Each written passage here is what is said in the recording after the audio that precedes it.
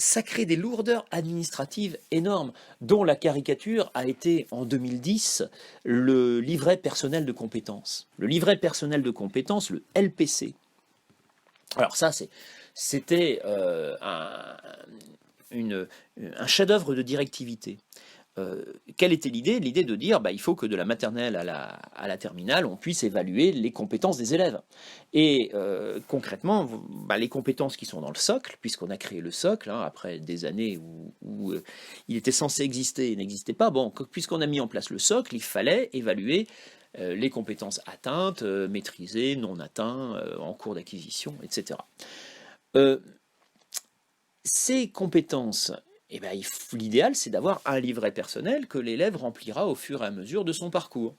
Et donc, chaque élève a un livret personnel dès le CP, je crois, mais qui commence en maternelle, il faudrait vérifier, je ne sais plus. Enfin, en tout cas, en 2010, on a créé ça, le LPC, le livret personnel de compétences, et puis à chaque étape, l'enseignant remplit. Alors, à chaque trimestre, on fait des petites croix, on met des couleurs, si c'est atteint, non atteint, etc.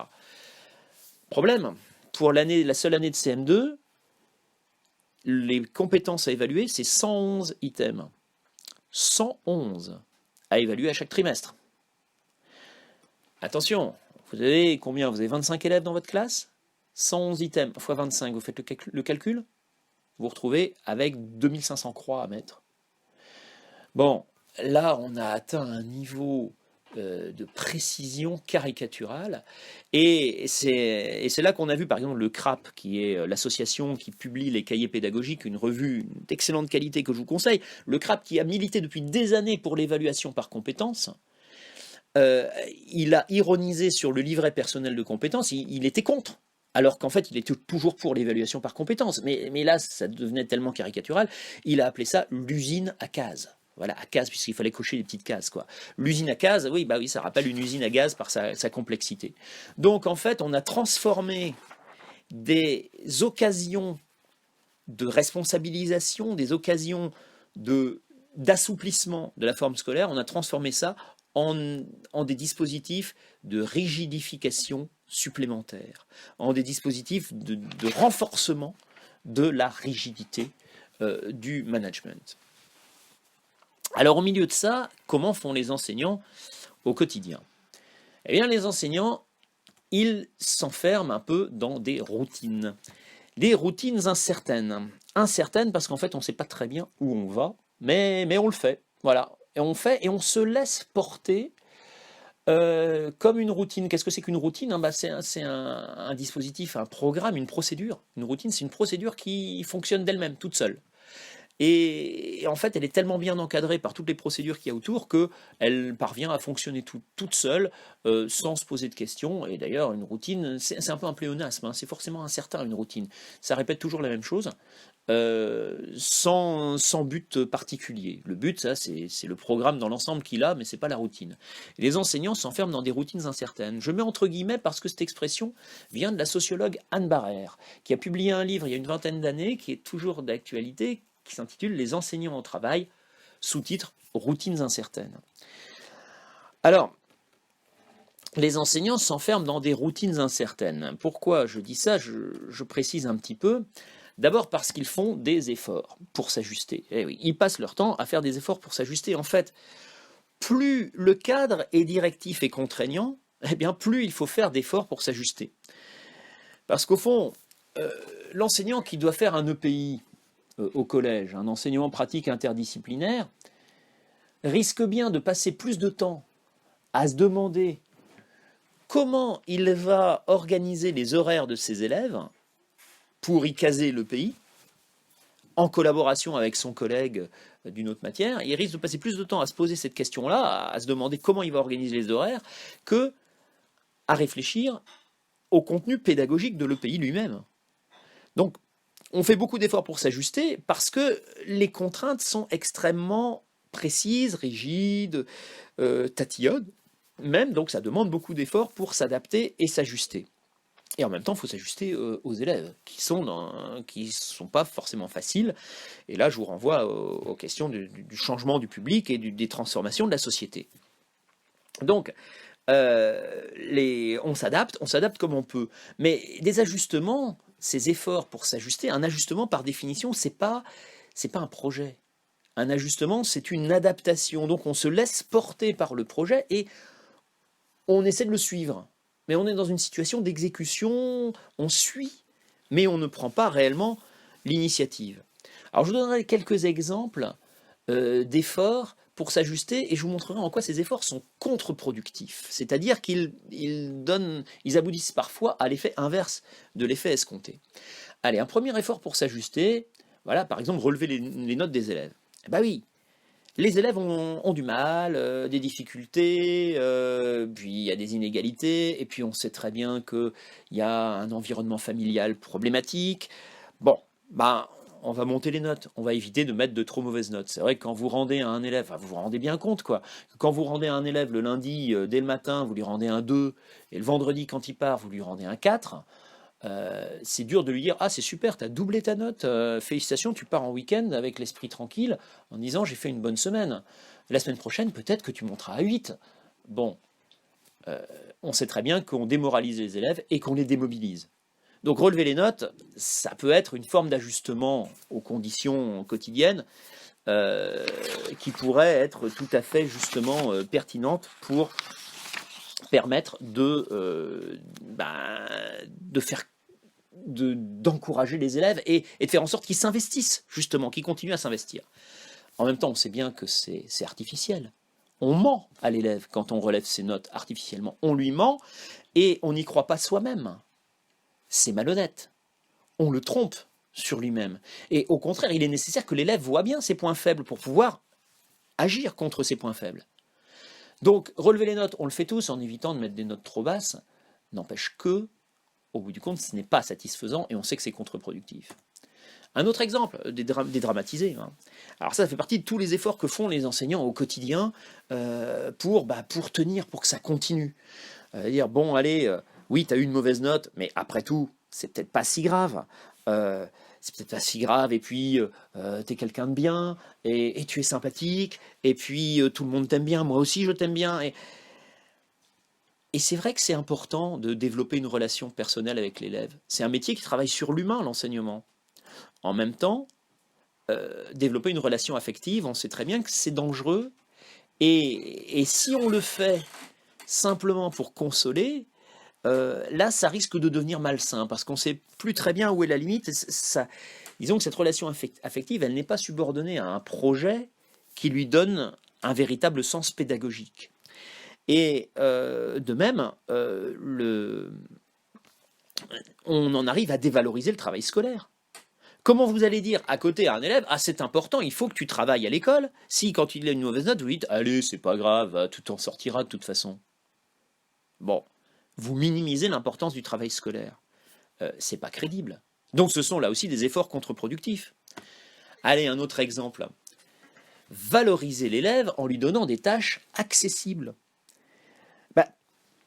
Par exemple, vous divisez la tâche, vous évaluez plusieurs choses, vous faites un barème.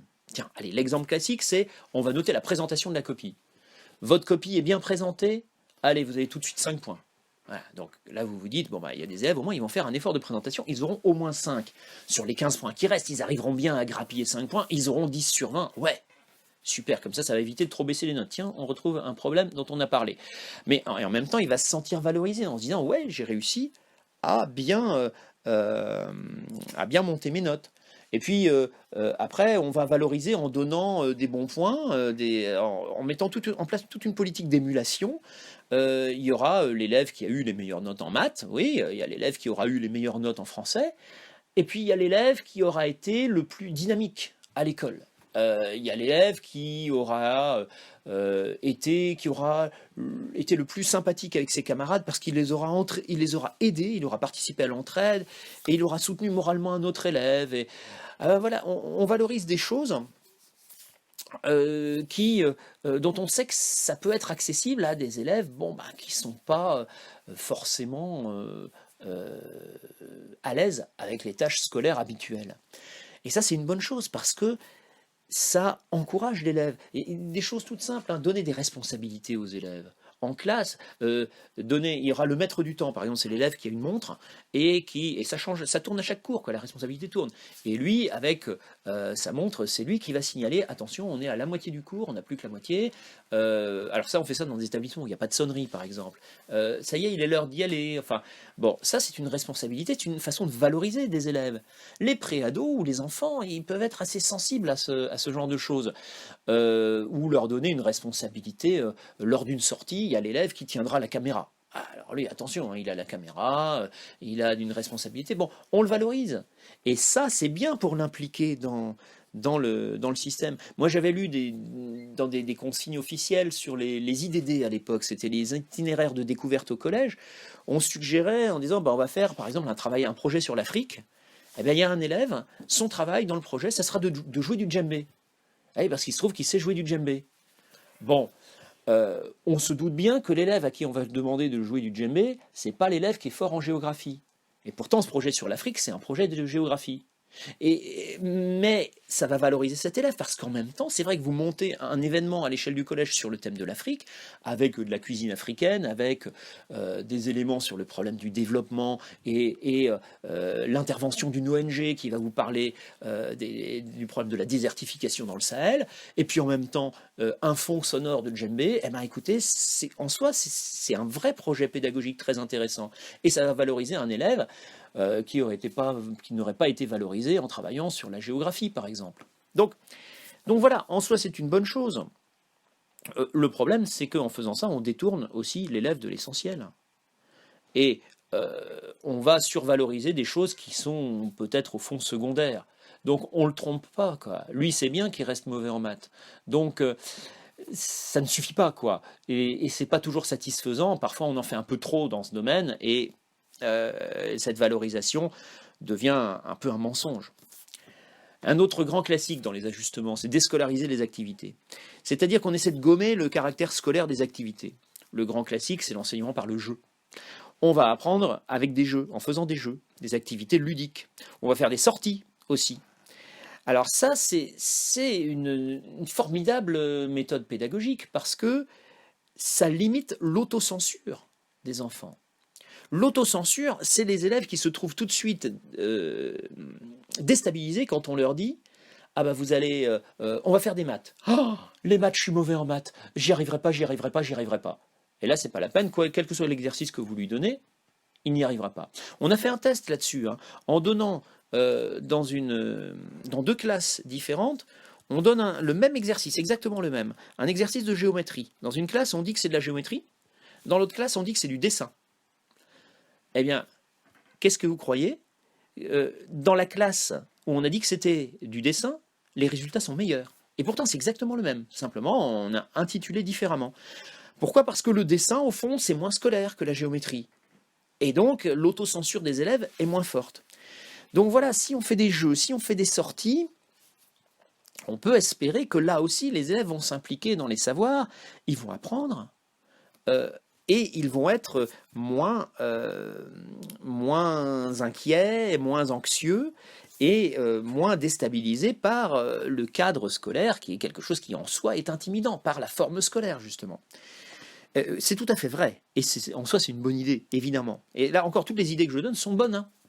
Sauf que, enfin ici en tout cas, mais sauf que cette idée-là, ben, ça peut créer des malentendus. Si on en fait trop, parfois on peut créer un malentendu sur l'objectif réel du travail. L'exemple classique, c'est vous distribuez, c'est Jean-Yves Rochex qui donne cet exemple, hein, vous distribuez une feuille avec des mots, il faut découper la feuille, séparer les mots, et ensuite avec les mots, vous devez faire des phrases. Ben, c'est amusant de découper, de bien découper, de couper des jolis petits carrés, de découper les mots en petits carrés. Alors vous avez les élèves qui vont être très fiers parce qu'ils ont bien découpé. Ah, ça, et on va les féliciter parce que, et d'ailleurs, c'est l'occasion de dire, bah regardez, voilà quelqu'un qui a découpé proprement, c'est pas comme un tel, enfin non, on va pas montrer du doigt, mais enfin, chacun se sentira visé en disant, ouais, c'est vrai, moi, je suis pas soigneux, par contre, un tel est soigneux, il a bien découpé. Bon, oui, sauf que l'objectif réel du travail, c'est pas le découpage, c'est de faire des phrases avec les mots. Et il y a un élève qui va considérer qu'il a fait sa part de travail et que c'est bien parce que voilà, il a bien découpé. En revanche, vous avez l'élève qui va comprendre que le découpage, c'est juste la première étape, et que le but, c'est vraiment de faire des phrases. Et celui-là, il va l'apprendre. Et comme par hasard, cette capacité à percevoir l'objectif réel du travail, cette capacité, elle est socialement située, elle est socialement différenciée. Et c'est évidemment les élèves issus de milieux sociaux les plus favorisés qui vont percevoir l'objectif réel. Et parfois, la déscolarisation des activités, ça trompe là aussi les élèves.